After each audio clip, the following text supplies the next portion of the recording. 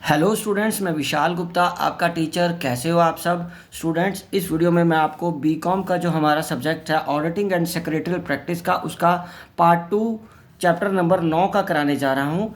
Chapter का नाम है वाउचिंग ऑफ कैश ट्रांजैक्शन। बच्चों, इसका पार्ट 2 कराऊंगा।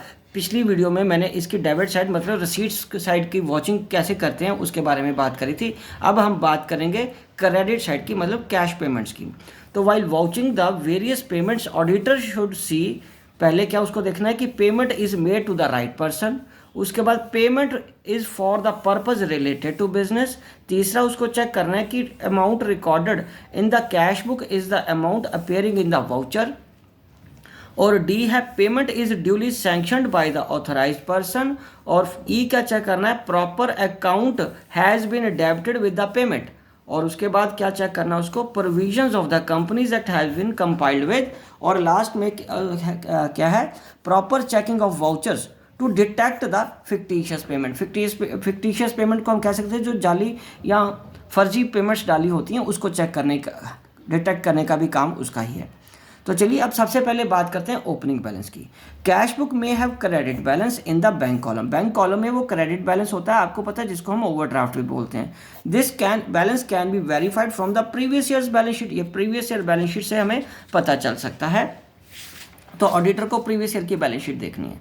उसके बाद है cash purchase. In case of emergency cash purchases of goods may be made. उसके बाद purchase of stores and stationery are made usually on cash basis.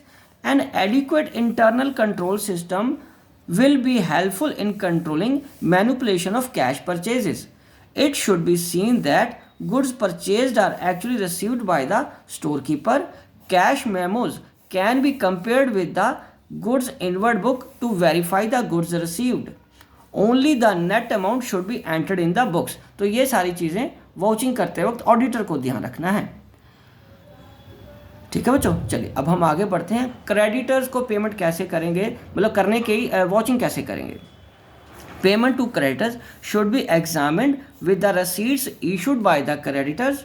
रसीट्स should be indicated by the indicate the purpose for which the payment has been made. If the payment is made in full and final settlement of account, the balance should be accounted for discount received. Where the payment is made in excess of bill, either the excess payment is in advance or payment is made by mistake, which should be recovered back from the creditor. और अगर गलती से ज़्यादा payment चली गई है वो creditor से वापस लेनी है। उसके बाद है बच्चों bills payable. So bills payable honoured on the date of maturity and are returned by the payee after receiving the payment. ठीक है बच्चों, these bills should be cancelled after being paid. और उसके बाद bills payable paid can be vouched with bill books. If the payment is made by the bank statement or passbook can be examined to verify the payment of the bill. उसके बाद हम बात करेंगे bills receivable discounted but dishonored. Sometimes the bills receivable are discounted from the bank if on the date of maturity drawee dishonors the bill, amount of bill has to be paid to the bank. ठीक है बच्चों। और if the account is maintain with the same bank में debit the amount of account of the creditor customer instead of receiving the amount. ठीक है बच्चों। Auditor should verify dishonour of the bill discounted from the bank's advice. It should be checked that drawee's account is debited with the amount of bill plus any charges incurred thereon. ठीक है बच्चों। उसके बाद हम बात करेंगे wages की। बच्चों वेजेस है, payment of wages involve large amount while vouching the wage sheet for the following point should be kept in mind. Name of worker included in the wage sheet. उसके बाद है wages paid are calculated for various months should be compared. उसके बाद है at random checking of wage calculation should be made. और अगला point है बच्चों, auditor should see a proper record is maintained for unpaid wages. और उसके बाद नेक्स्ट पॉइंट क्या बच्चे, deductions for any advance taken by the worker should also be verified. और नेक्स्ट पॉइंट है deductions made from the wages should be entered in the proper account. और उसके बाद special attention should be given to the payments made to the casual workers. And after that next जो check करना है, उसको vouch करना है, वो है पेमेंट्स ऑफ सैलरी। तो सैलरी को कैसे करेंगे vouch? To what extent vouching of salary paid should be conducted will depend upon the adequacy of internal control system of the for the payment of salaries. Auditor should see that salaries bill is prepared with the sanction of responsible officer. Auditor should also check the attendance records, salary bills of earlier months, and in watching the payments of the salaries, following points are important. पहला है auditor should check regularly salary register with the entries made in the cash book. और उसके बाद उसको क्या check करना है बच्चे? He should examine carefully alternatives in the amount of deductions on account of fines, funds, loans, insurance, etc. ठीक है बच्चे? चलो अब हम आगे बढ़ते हैं। लोन्स अगर पे हुए हैं तो auditor should see that the loan voucher should be supported by the receipts given by the party. Further details regarding terms and conditions of the loan can be verified from the loan agreement. It should be seen that installments of loan along with the interest are received in time. Mortgage deeds and documents should also be examined. In case of limited companies, the provisions related to power of company to lend loans to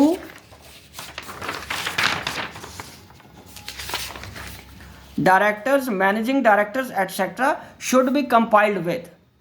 और next क्या चीज vouch करनी है? Return of loan taken. Okay, when the loan taken is returned the amount received is shown on the payment side of the cash book where the interest is also paid along with the loan returned. It should be seen that interest is debited to interest account. Auditor should compare the payment of loan with the receipt issued by the receiver. और next क्या vouch करने वाली चीज है? Purchase of investments. The auditor should compare the investments purchased with the booker's bought note. If possible, physical verification of investments should be made. Investments must be in the name of the company. When the investments are purchased at come interest, price interest included in the purchase price should be debited in the purchase account and the balance in the investment account. Okay बच्चे? So later on when the interest is received on investment, it should be credited in the interest account. चलो अब हम आगे बढ़ते हैं, plant and machinery की बात करते हैं। तो बच्चों प्लांट एंड मशीनरी में कैसे आएगा? The auditor can vouch the purchase of machinery with invoice received from the supplier. Okay, the expenses incurred on the purchase and installation of machinery are to be capitalised by debiting the concerned asset account. And in case of imported machinery any import duty और clearing charges should also be debited to the asset account. And after that, purchase of land and building. बच्चों land may be purchased either on the leasehold or freehold basis. In case the land is acquired under leasehold basis, the auditor should study various terms and conditions of the lease agreement. And after that, the payment made by the leasehold land should be as per the term of agreement. The auditor should vouch the payment with lease agreement and the receipt issued by the lessor. All the expenses incurred for acquiring the leasehold land should also be debited to leasehold land account. ठीक है बच्चे? चलिए अब हम आगे बढ़ते हैं। Acquisition of copyrights and patents के लिए जो पैसा दिया है। सो बच्चों acquisition of copyrights and patents should be vouched with the receipts issued by seller's agent. Note agreement the purchase of patents and copyrights. All these expenses which are incidental to acquisition of patent rights should also be capitalized. If the patents and copyrights are developed through R&D, research and development, all the expenses incurred on R&D should be capitalized as the cost of copyright and patent. ठीक है जी। और next हम बात करेंगे remuneration directors की। सो remuneration of directors में vouching कैसे होती है, ऑडिटर को अटेंशन पे करनी पड़ेगी फॉलोइंग पॉइंट्स में in connection with the remuneration of directors. पहला क्या बच्चों, the auditor should refer to the register of directors to know the names, उनका नाम पता होना चाहिए।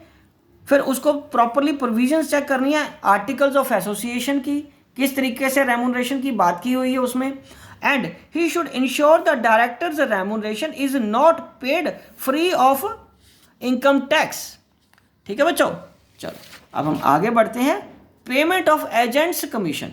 बच्चों sale commission is paid on the basis of sales effected through a salesman.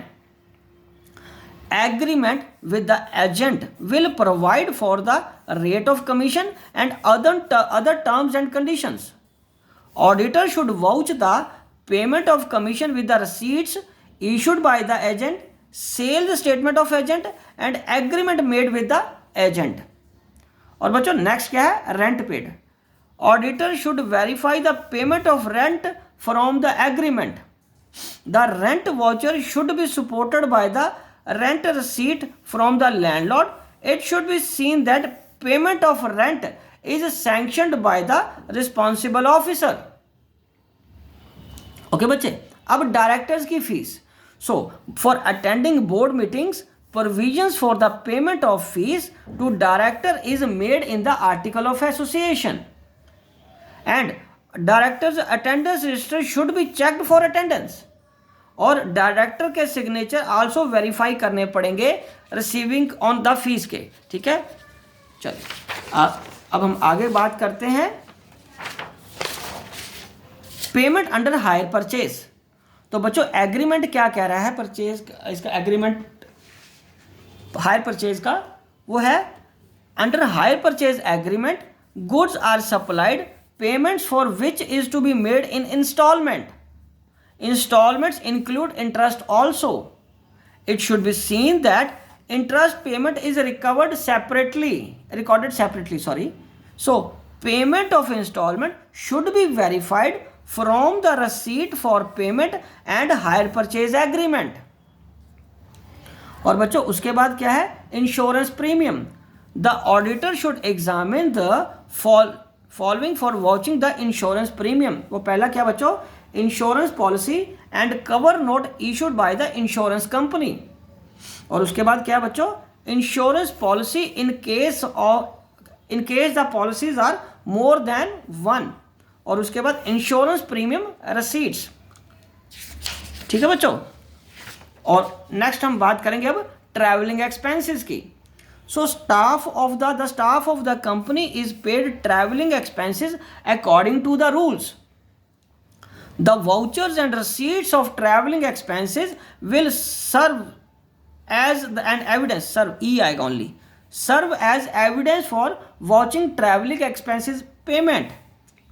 If traveling allowance is fixed as per rules, auditor can verify the amount from the rules, but where actual expenses are reimbursed, the calculations of traveling expenses should be verified. The bill of traveling expenses should be sanctioned by a responsible officer. अब हम आगे बात करेंगे directors travelling expenses. So director के travelling expenses की अगर हम बात करें, so directors are paid travelling expenses either for attending the board meeting और for other purposes. The payment of traveling expenses for attending the board meeting can be verified from the provisions for such expenses in Article of Association, Directors Attendance Register and the receipts. ठीक है बच्चों, the Article of Association may permit the payment of traveling expenses to the director for the purpose of business. All such payments must be supported by the vouchers and receipts for the payments. ठीक है बच्चों, चलिए अब हम आगे बढ़ते हैं interest on loan. बच्चों interest is payable on the loan as per the terms of the loan agreement. Auditor should verify that the rate of interest on loan does not differ from the terms and condition of the loan agreement. Debenture interest can be verified from the debenture interest book. All the payment of interest must be supported by the vouchers and receipts. उसके बाद हम बात करेंगे dividends की. The payments of dividends on shares can be examined from the resolution passed by the board of director meeting and the AGM of the shareholders. Dividend warrants are issued to the shareholders which are paid through bank. A transfer is made to a special account opened for the purpose of the dividend account payment. The counterfoils of the dividend warrant and the bank statement can be vouched for the payment of dividend. उसके बाद income tax. The payment of income tax can be verified from the demand notice and the receipted challans. The auditor should see that proper entries are made in the accounts keeping in view of the advance tax, previous year tax or current year tax payments. If any penalty is paid, separate entry should be made in the concerned account. बच्चों उसके बाद excise duty की बात करेंगे. Excise duty in certain manufacturing units, excise duty is payable to the government. Goods can be cleared only if excise duty is paid. Auditor should verify the payment of excise duty from the receipt and entries made in the excise records. आगे है बच्चे, the calculation of excise duties shall be made at rates prescribed by the government. बच्चों आगे है repairs to assets. If the repairs of the building, plant and machinery and other assets are made by the outside parties, then separate payments shall be made for each repair job done. Sometimes the contract is assigned for heavy repairs. Following points shall be considered while vouching the payments for repairs. और पहला क्या उसमें bill of repair को check करना है, आपको repair job क्या है वो उसके बारे में भी जानना है. ऑडिटर को सैंक्शन की गई किस रिस्पॉन्सिबल ऑफिस द्वारा की गई होनी चाहिए वो रिपेयर, और एलोकेशन कितना है उसके रिपेयर एक्सपेंडिचर का. ठीक है जी. चलो अब हम आगे बढ़ते हैं बच्चे. Petty cash expenses. बच्चों पैटी कैश एक्सपेंसेस में vouching of petty cash expenses book is following objective उसके होते हैं. पहला ऑब्जेक्टिव है verification of actual cash balance कितना है. दूसरा effectiveness of internal control system for detection of frauds and misappropriations के बारे में. उसके बाद क्या है बच्चे, validity of transactions and accuracy. और लास्ट में है while vouching the payments from पेटी cash the auditor should examine that all vouchers are serially numbered, appropriate expense account is debited and all the payments must be verified from the supporting evidence. ठीक है बच्चों. तो बच्चों इसी के साथ ये टॉपिक भी कंप्लीट होता है और ये चैप्टर भी कंप्लीट होता है. आई होप कि आपको अच्छे से समझ आ गया होगा. मैं वीडियो यहीं कंक्लूड करता हूँ. Wishing you good luck. आप इसी तरह मेरे चैनल को सब्सक्राइब करके वीडियोस देखते रहिए और अपना कोर्स कंप्लीट करते रहिए. Good luck.